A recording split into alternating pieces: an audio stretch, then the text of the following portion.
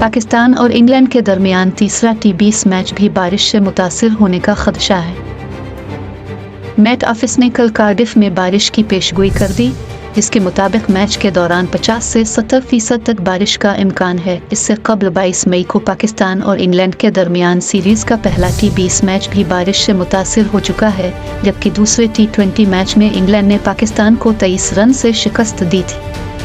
दूसरी जानिब इंग्लैंड से तीसरे T20 मैच में मुकाबले के लिए पाकिस्तान क्रिकेट टीम की तैयारियां जारी हैं।